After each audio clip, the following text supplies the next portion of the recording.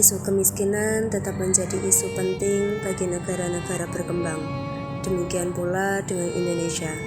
Dengan pertimbangan bahwa kemiskinan masih menjadi problem di berbagai negara di dunia ini, maka penghilang kemiskinan dan kelaparan pada tahun 2030 menjadi tulang punggung dari tujuan agenda pembangunan berkelanjutan. Dalam SDGs dinyatakan no poverty atau tanpa kemiskinan. Sebagai poin pertama prioritas, hal ini berarti dunia bersepakat untuk meniadakan kemiskinan dalam bentuk apapun di seluruh penjuru dunia, tidak terkecuali Indonesia. Pada dasarnya, kondisi kemiskinan adalah sebuah pilihan dari seseorang di mana dia sudah berusaha namun hasilnya tetap nihil, ataupun mereka memilih untuk hidup tanpa adanya perubahan. Mereka yang memilih untuk diam tidak melakukan perubahan seringkali menyalahkan upaya pemerintah yang kurang kompeten mengatasi kemiskinan di Indonesia. Padahal mereka tidak mau berusaha untuk membuat penghidupan yang layak untuk diri mereka sendiri, sehingga banyak oknum yang memanfaatkan nama kemiskinan untuk kepentingan mereka sendiri. Seorang pengemis identik dengan kehidupan yang serba berkekurangan. Tapi siapa sangka jika mengemis sudah dijadikan profesi yang menjanjikan bagi sebagian besar orang. Banyak pengemis yang ternyata kedapatan memiliki banyak uang. Sampai-sampai ada yang mengatakan bahwa pendapatan yang diperoleh para pengemis ini bisa melebihi gaji karyawan. Bahkan seringkali dijumpai pengemis yang memiliki mobil pribadi. Inilah uang koin dan uang kertas milik pemulung bernama Sutarman, warga Dusun Tawangrejo, Desa Keseneng, Kabupaten Purworejo, Jawa Tengah. Uang ini ditemukan dalam tumpukan baju di rumah kumuh dan tidak layak huni ini pada Rabu siang. Warga, aparat desa dan anggota TNI yang membantu memperbaiki rumah pemulung ini pun terkejut saat mengetahui jumlahnya yang mencapai 35 juta rupiah.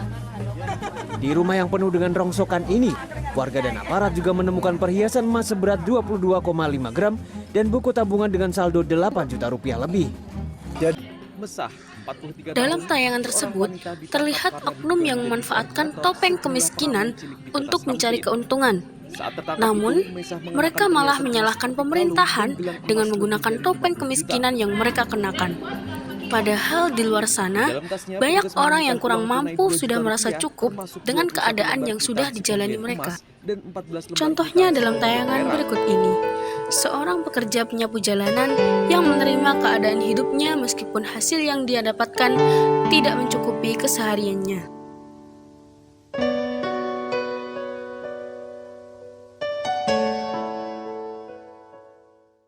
Lalu, apa upaya pemerintah untuk memberantas angka kemiskinan yang marak terjadi di Indonesia?